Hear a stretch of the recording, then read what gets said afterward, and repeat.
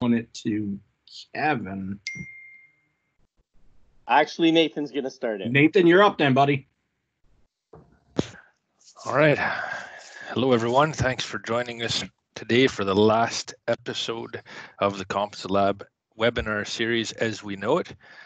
And today marks the 40th episode over the last 11 weeks. Okay, so this is number 40. And if we think about that, in the last 11 weeks with 40 episodes, each one 30 minutes, that's 20 hours of professional development training that's been posted up online for free, that's available to all forever and ever. And if we look at the average number of attendees that we've had over these last 3 months, that gives us over 500 hours of professional development training that's been given, that's been delivered. And this is from everyone you see here. This is from the Consulab education team. They did this while Consulab was closed for the most part. And this is from all of them as educators as a gift to the industry.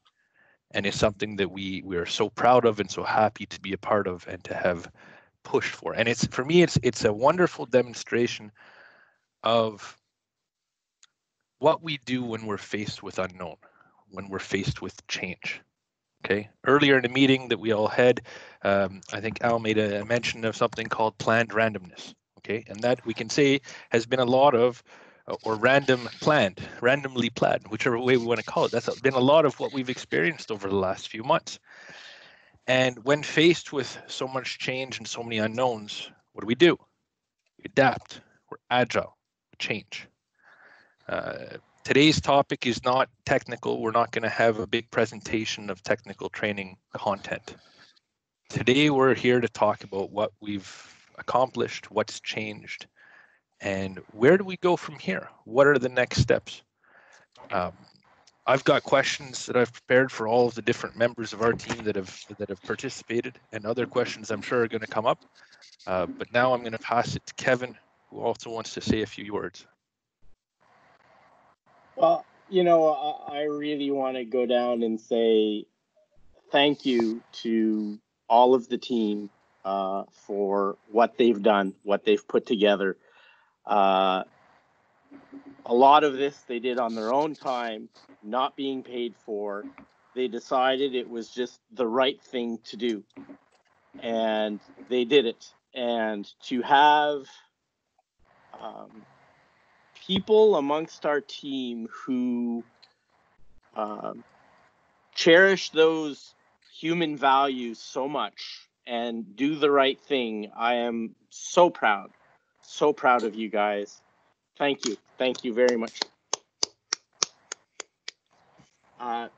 Adaptation, learning. I mean, we all did that together, whether you be someone giving the presentation or listening to the presentation. And thanks for being us through all this. I think it has been a fantastic learning experience that's, I think thousands of people are going to benefit from all of this moving forward as well. I want to say this is the last one of the current series, but it's not the end. I'd say it's a new beginning.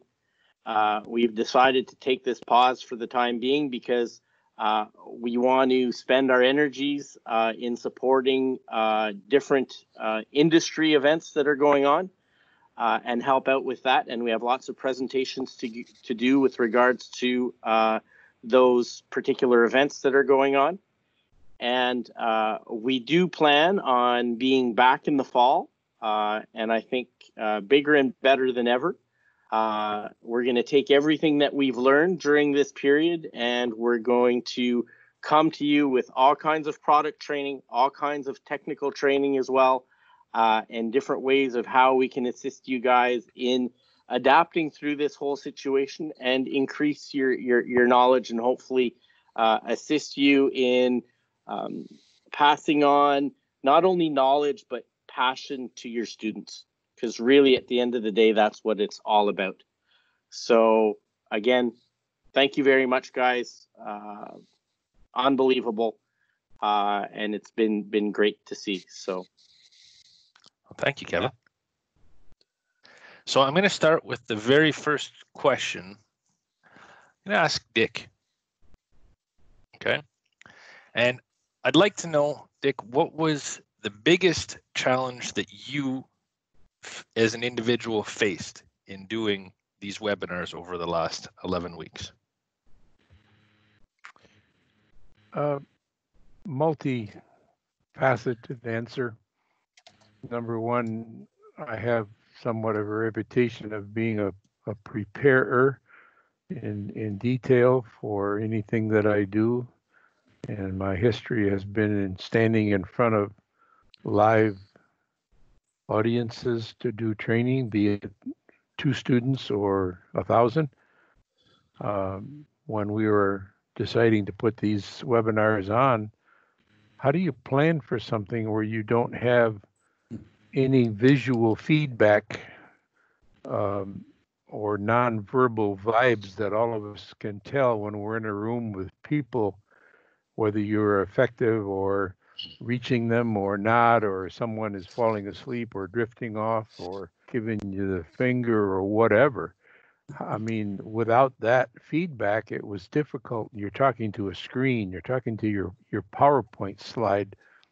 So knowing what to prepare, how to prepare, and then how to carry out or initiate it, to me was a struggle, and to some point still is. One of them that I did, we tried an open mic series, and for a while it worked, and then we had some conscientious objector that decided to make it a platform for himself, and we got derailed a little bit.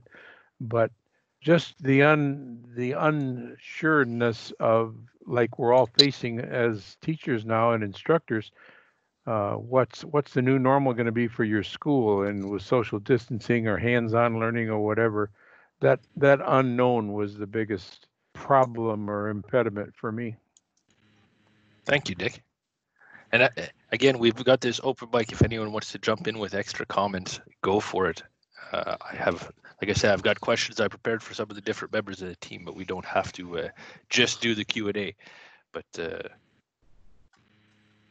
I'll continue. I think, having just watched everything and never been a presenter, what I was most impressed by was that, especially early on, we had major technological faux pas and issues, and we muddled through it, which, as you all as instructors know, you can't panic. You can't let that throw you off your course.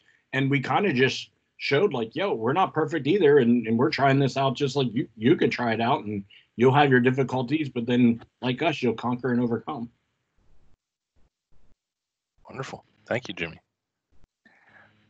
So I'm going to give the next question to Tim. Tim, the question that I have for you is, what did you learn the most throughout this? You, as an individual, what did you learn the most? I think we've been looking at how to do things a certain way for so long, and this kind of forced us to look at really everything in a different set of eyes. And I think it was a matter of, we said we might not be able to do this. We figured it out. I think trying to show everyone that attended how to do something that we didn't really know 100% how to do was a challenge. But I think it's a challenge in fact that it's going to, and I'm not going to use that new norm garbage. It's going to be a way to continue on down the education path for everybody. I don't think there's some things that we probably need to go back to. I think that there was a lot of discovery in what we did here in the last few weeks that will help us, help instructors, and help students learn, from now on. So there was a lot. There was a lot to learn. There was a lot of forgiveness, and when it came down to it, I'm a big team-based kind of a person, and we, ConsulLab as a team, came together and I think kind of rose to the occasion and had a good time, pulled it off. Thanks, Tim. Next question is for Rick. Rick, I want to know, what surprised you the most? What came completely out of left field and caught you off guard, surprised you the most? Besides this question,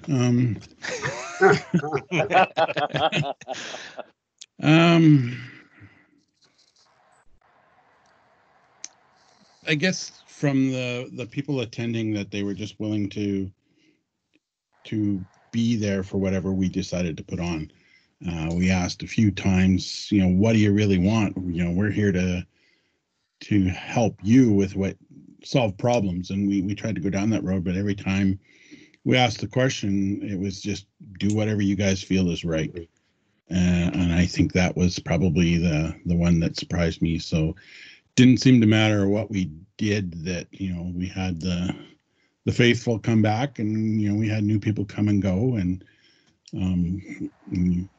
it just carried on. And I think that was the one part, and then just the adaptability of everybody to make it work.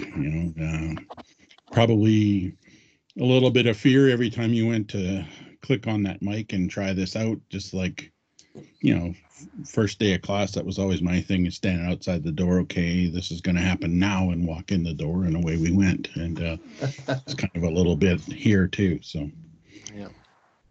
Mm-hmm. Great. Thanks, Rick. Nathan, when I first started teaching, I wanted every one of my students that started to complete. And then I realized that wasn't ever going to happen. And the first class, we kind of whittled it down, and we eventually got down to the inner core, and then we graduated with what we call the inner core. And we've got the Richard, David, Carl, Jeff Starkey, Billy Ray. You guys are the inner core that have stuck with us through this whole deal, and we really do appreciate that. So. Yeah, well, and that's a good segue, Tim, because I do have some questions that I've prepared for some of them that are guys like Richard that have been here, probably out of the 40. If you haven't been there for all 40, it's at least 30. And so if you're okay with that, Richard, the question that I have to you, being outside of the team, is what did the team do best?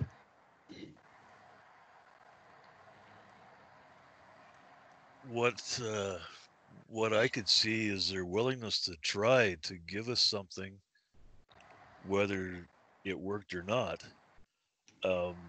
Just your willingness to put your face on that camera and give her help. Yep. I think everybody that's got their initials across the bottom of this page, and everybody that's been watching these things, have maybe marveled at what you can do, or what you guys have done in front of those cameras that you've got. And please don't let the silence scare you, because maybe we're sitting here in a little bit of awe, just trying to absorb what you guys are telling us. And I think that's probably the best thing for all of us. And Tim, you just said there's no new norm anymore. It's the next step. It's the next standard. It's the next whatever.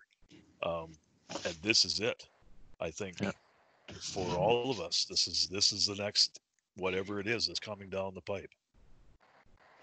Yeah, I think if you wait for it to go back, if you wait for it to go backwards, then you're going to fall off the log here. It's not going to happen. Nathan, John King's been with us, I think, every session. I'd like to have that question answered by him. Absolutely. Well, thank you, Dick, and everybody. As a teacher, an educator, I'm always looking to improve, and I think you can only improve by seeing what other people are doing.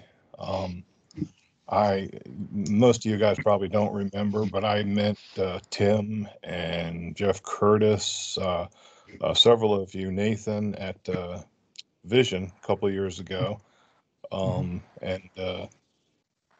I took classes from you. And then when I saw you were putting classes on here, I kind of defaulted into that. Well, let's take the lemons and make the lemonade, and see what happens. So that's sort of what pulled me into this, was my prior exposure. But I'm definitely glad I did it. I can't give you guys enough credit for doing this. I felt almost like a troll, because I know you asked many times, if anybody wants to put on a presentation, go ahead. It has just been so difficult with trying to deal with the class that I have, that's paying my salary, even though I'm not going to work every day, and then get all the meetings in that are required, and then do this. And it's not an excuse, but I feel guilty for that. So I can't say enough about how much I appreciate it. I tried to do what I could for the group. I got Mike Coley in. That was a little something. That's about it. I don't really, I don't have any dramatic statements or anything other than I can't thank you guys enough for it. Just your appreciation, John, is enough, I'm sure, for the team and for all of us. The next question that I have is for Al. And Al, yeah, I think that one. Al, I want to know from your perspective, from where you see it, what topic was the best in the webinar series? What do you think was the best? Not the best one, but what topic or what recurring topic seems to be one of the biggest and best themes that's been broached in the series? That's not a fair question to ask of me. The reason is because I'm going to say digital storage oscilloscopes. And you probably knew that before I started. I think if you asked Dick and I, we're probably going to come up with the same answers. I thought the variety in we had everything from soup to nuts. I watched the steering one, and I'm not much for steering wheel alignment and everything else, and I was fascinated by it. I was fascinated by the intro to DSOs, the air conditioning, everything. It was just fascinating to me, and I personally have always felt that we as instructors probably pick and choose but sometimes we pick and choose our strongest areas, not our weakest areas. And for me, I've kind of in the past years have given up on everything except for electrical. So, that's my thing. Thank you, Al. I like could the add, ability. Sorry, go ahead. Go ahead, Richard. Go. Thanks. I'd like the ability that I could take whatever Al said or what Rick said or Dick or whomever, and because I'm a heavy duty guy, try and translate that into my world. And like we talked about it a little bit yesterday with injectors and you with the spark. Steering. I can take a loader and I can take a highway tractor. They both have steering. AC. Well, that's kind of right across the board. So to add to what you just said, I'd like to think that I could take anything that you guys said and apply it directly to me, whether it was meant for my industry or not. So that was a good thing. Excellent. I was impressed. Sometimes we push the limits of technology and not knowing how we were going to do. And I'm thinking in particular, when Tim had the excuse the expression, but the balls to talk about engine training using an engine trainer thousands of miles away from him, hooked up to a scan tool, controlling that scan tool at a distance, while having me manipulate the engine and the fault box. That was pushing it, and it didn't work as we planned for a couple different technical reasons, but the fact that we pushed that notion and we went further, we learned a lot from that, but it took an awful lot of guts in order to try to pull something like that off, and I think we learned from it. So that was one that impressed me. That was the most fun for me, that one. And the other notion is that the amount of time that it takes for you guys to prepare for this to work. I was just involved in a few of them, but there's an awful lot of work there. It's not just turn on the camera and go. A lot of prep. So my next question I'm going to ask to John Bukowski. And John, the question that I have for you is, what impact has it had on our customers, on ConsulLab customers that are out there, the ones that are here today and the ones that have attended? One of the things I don't think I mentioned at the beginning when I was talking about the numbers over the last 3 months is that the number of attendees, of individual unique attendees, is well over 100, probably closer to 150 attendees that we've had throughout these 40 episodes. So my question to John is, what impact do you see that having on our customers? So I won't call the person out by name because they're not on the session right now, but the feedback I heard from one of my closest customers who attended a particular session for a particular reason, wrapped around what the title of the session was that it was the best 30 minutes he had spent in weeks, and that he had learned more from just being in the room with other guys talking about it than he ever could just sitting down and doing the research on his own, or he's attached to an OEM, dealing with the OEM and trying to get the information from there. He learned more about the particular topic that we did in the session just by us doing it, rather than just talking about it. And he is a customer. Thank you, John. You're welcome. My next question is for Jimmy. Okay. And Jimmy, I want to know from a little different perspective. We've asked John from the perspective of a specific customer, but I want to think, you know, at ConsulLab, we kind of have a community. You know, we have the ConsulLab, the customer base. We, you know, like Tim was saying earlier, you start off with the full class and you get to the inner and the inner. Well, we have a big community. We have a lot of customers that are more than just customers. They're like colleagues, they're like friends. And and there is also all of us that are employed at ConsulLab, both at the mothership, at the home office, and remote. And there's a very big sense of community around ConsulLab. And I want to know from Jimmy, from your perspective, what impact has this had on the community of ConsulLab? Yeah, I think it reinforces what we work every day to do, in that we don't want to just sell you a product and say that's that. You know, we got your PO and we're out of here. Call us when you need the next thing. We are partners with you, and I said this over and over and over. You know, we kind of initially pulled this out of our ass a little bit, and then it just grew and developed, and then the passion grew, and it's kind of indicative of what we do as a company.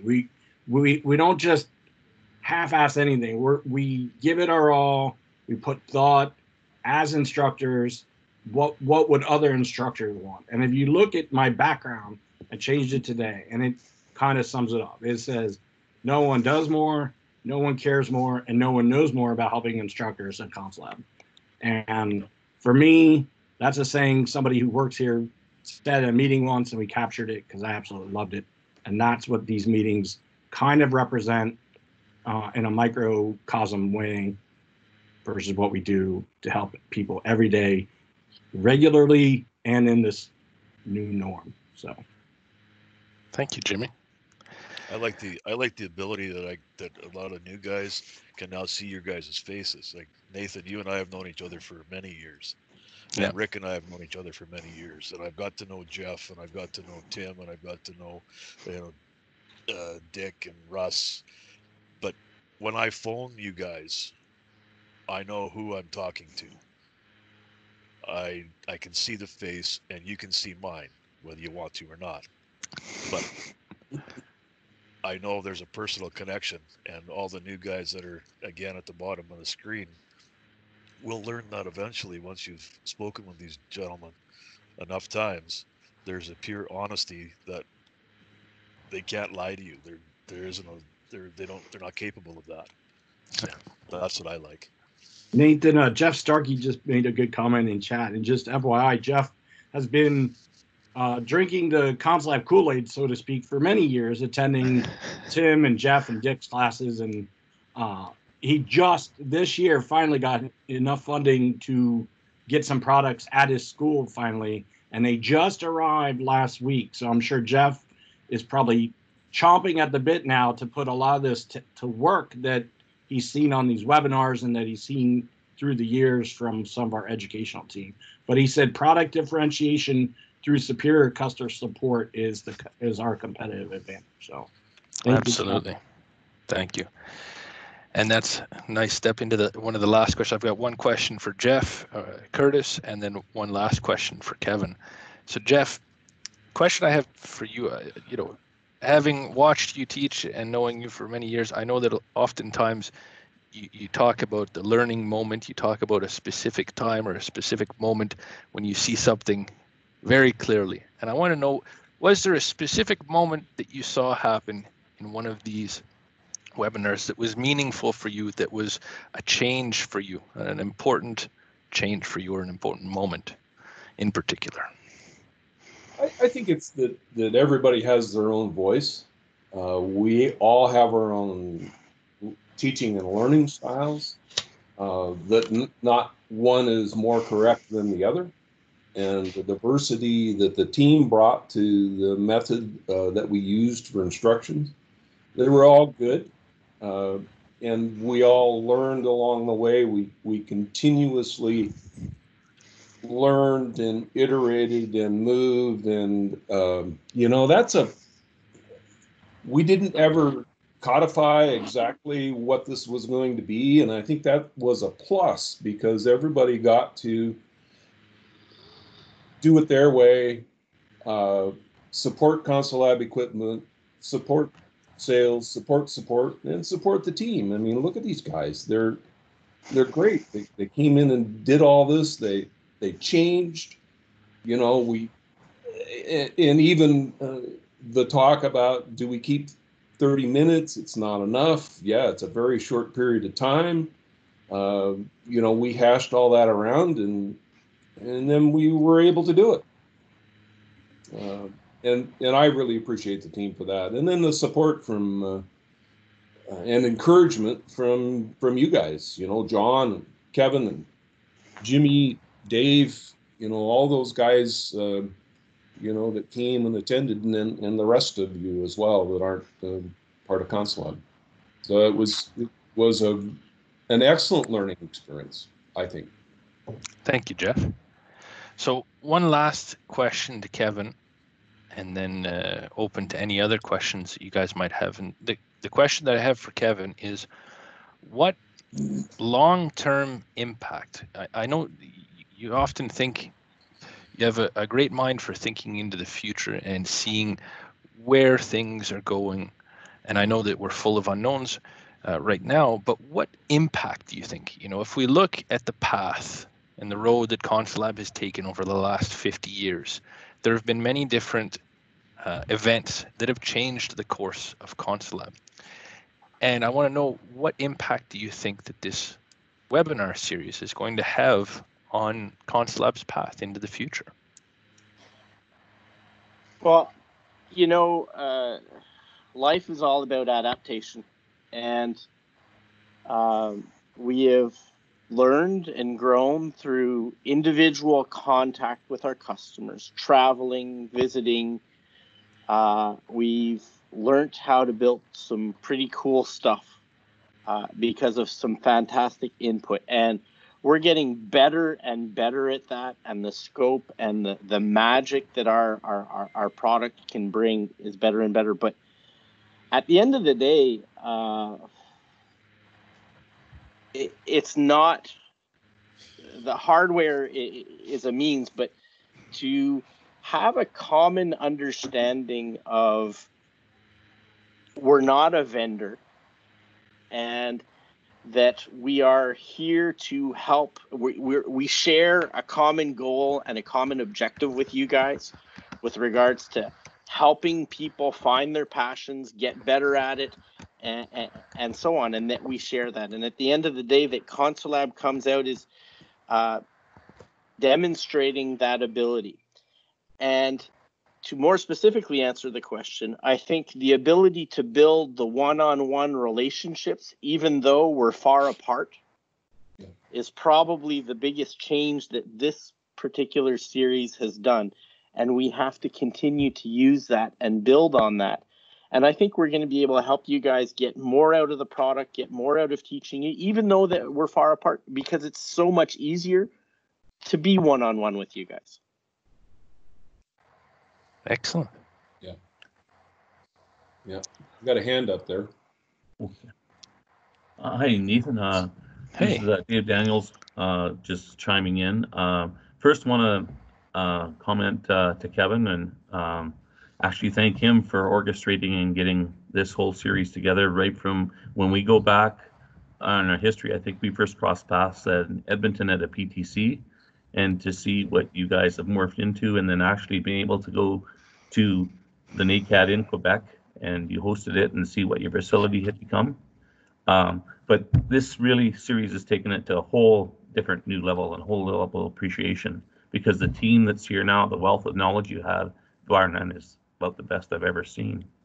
I've never had the privilege to go to Visions yet. I just can't work out the timing. But I've gone to quite a few NACATs and seen most of you guys there at an NACAT, and I know that you're a wealth of knowledge, and just the willingness to share that knowledge is great. But also the teaching techniques, I think, like Jeff said, everybody does it their style, whether it's right or wrong. I know early on when you guys started doing this, I was sort of thrust into, at our college, we let the apprentices go, but the college kids, we had to complete the courses or we had to give their money back. So I got put into Zoom, and we're doing meetings and trying to get these kids online, and wow, the challenges. And I'm thinking, do I have to retire this year? And I'm about 5 years too early.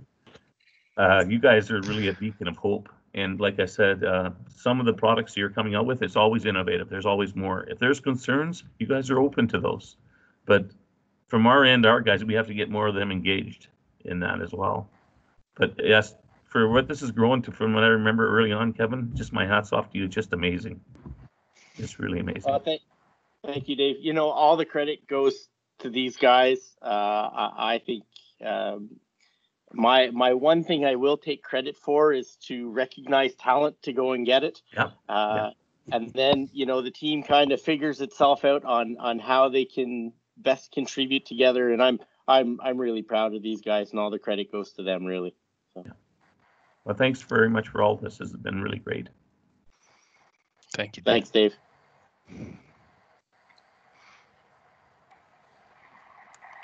So Thanks, anyone Mr. else? Daniels. Yeah. Anyone else? Questions, comments? Well, I was going to just say it's part of our daily lives is the distance collaboration, but I think that's even gotten stronger just by using some of these things too. Like of all the Console Lab people on the screen, if you're more than 1,000 miles away from the office, raise your hand. 700. We'll get that. We'll get that. So we'll say 1,000 kilometers then. Yeah. There you go. Yeah, 1,000 kilometers. Okay, I'm not that far, but I'm pretty far. Yeah. But just it's helped us in a lot of things that we do daily too, I think, and just pushing the limits. I think the one thing for me was the fun side. I got to open the drawer on the toy box and start hauling stuff out that I've been thinking about playing with. So Been hoarding, you mean, since then? Yeah. The stuff you've been hoarding? Yeah. So the other questions or parts that we haven't really discussed too much of is where do we go from here? And I know that right now we have plans for various different conferences that we're attending. We're even hosting some remote conferences. So we're going to be doing that in the coming months. I know we've got some both in the United States and in Canada that we're going to be doing, entire days or many hours of training sessions. So that's been our prerogative, our plan for the next couple months, kind of that summer session while a lot of the schools are out and a lot of teachers are not working. So we're focusing mainly on those teachers conferences and the remote ones that we can do from our home offices.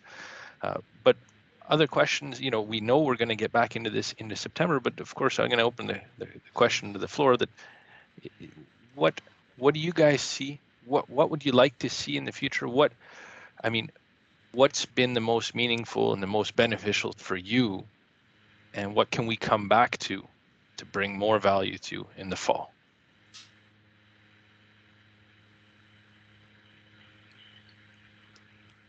I think, Nathan, for me personally, you started this many years ago, starting your product videos on YouTube. So, and I don't know, before you and I met, I don't know if that happened prior to that or not, but you started that. You were doing that long time ago. You know, introducing all your new products and your April Fool's videos. You know, all of those things. And everybody that's ever seen them knows what I'm talking about. You started this, um, hopefully, and maybe I can be part of it as well. We'll continue that. What I would like to see, and a lot of the guys talked about that, is the individual units, the lighting board, the Ohm's Law board, you name it, whatever it is. Spend that 30 minutes doing a couple of the projects in your operations book to show these guys, and again, the new guys, show them what it's all about on a particular scale. Like, and these have not been those. But you guys have that ability now to sit down with your people and take a couple of projects and do them, explain to them, and then the guys that are that are on the fence to purchase, then they go, yes, that's what we need. There's the thing that makes the difference, and that's what you guys do. So that's, for me, that's what I would like to. That's, I think, would help the most. And I've heard that on a lot of the chat sessions. What if you could do this, or what if you could do that, right? So, but again, I think that's going to become part of our focus, is more content generated around product, and content generated in a mix of both the live and the recorded, because that's really what we've done here. A lot of what we did in the past was only the recorded. A lot of the product videos and stuff that we did, you know, you prepare a storyboard, you think about it, you prepare everything, and then you get someone in there with the camera and go. And what we're doing here is a lot more, you know, it's planned when we're doing these lessons and stuff, but it's a little bit more off the cuff, and it leaves room for questions and to redirect as you're going through it.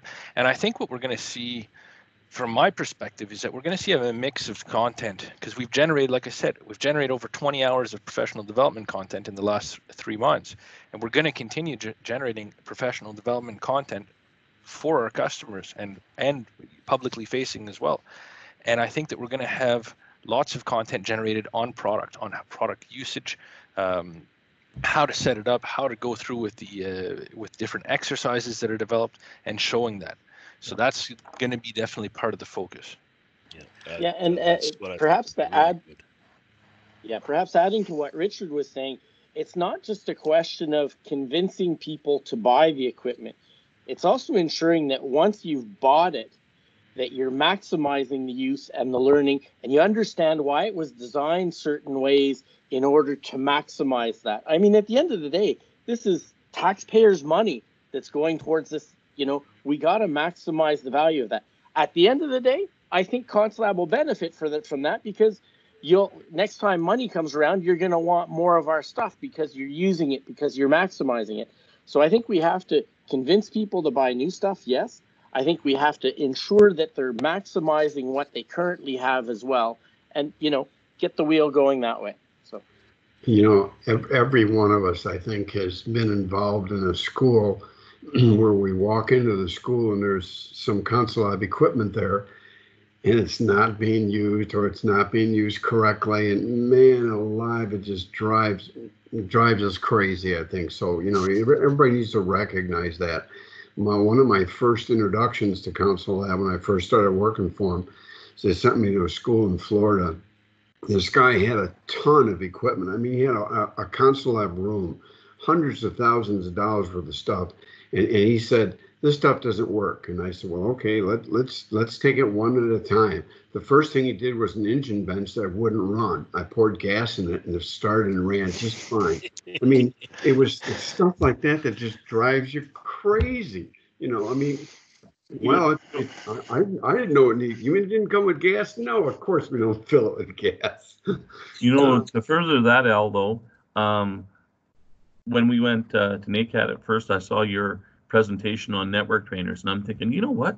We have some of those at our college, and the heavy duty guys that have them shoved in the back corner. And exactly right. If you have the presentation you had, it engaged me, and it made me look at, wow, how simply I can teach networking with heavy duty trainers, because that's what they were deemed. They were the budget at the bottom.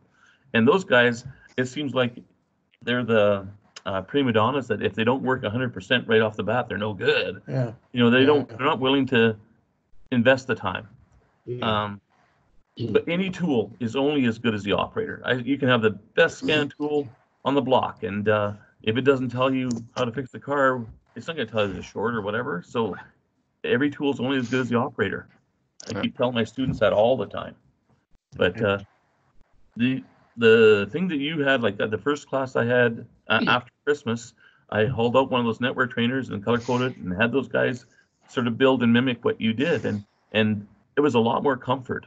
I think at the end of the day, with the students going into networking, it's something very, very complicated and it can be very confusing. And the modules we have written for them are pretty confusing myself.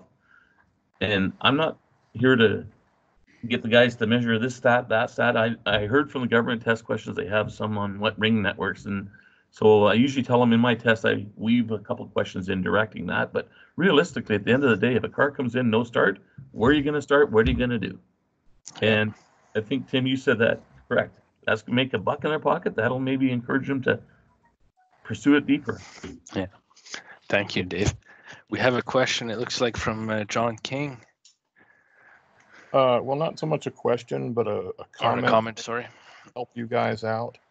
I think maybe if you could develop a way to get feedback directly from the students about your trainers, because as you have exemplified, there's going to be instructors with certain biases, like why doesn't it run without gas? But maybe if you could somehow get to the students and say, hey, what do you like about this trainer? What did you not like about it? I think maybe you could learn from that and maybe even divide it into different metrics, like the high school, the post-secondary, the college level, and throw that into a marketing meeting and maybe develop something out of it. Excellent point. Thank Nathan, you. let's start with our kids. Yeah. John, do you think your ears that... still ringing, Nathan?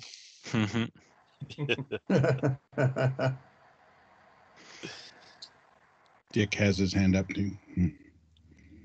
John, do you think that, although I'm not discounting your suggestion, and we always would love to have student input, do you think that that input might be skewed by the instructor, whether he or she had used the trainer to its capacity or did not? Therefore, the students would not have any more knowledge than what they've seen from the instructor. There's always going to be that possibility. That's just, I guess, the luck of the draw there. You'll have to take it with a grain of salt, but maybe, if you saw a student's feedback grossly different than an instructor's feedback, that could be some indication there.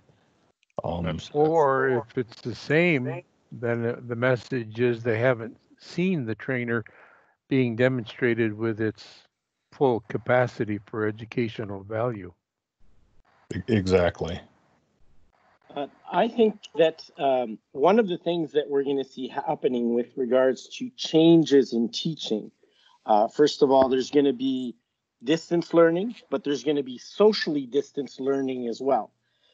And in both of these cases, we have to, as teachers, we have to be able to monitor the students' learning and intervene when necessary to help them with what they aren't understanding.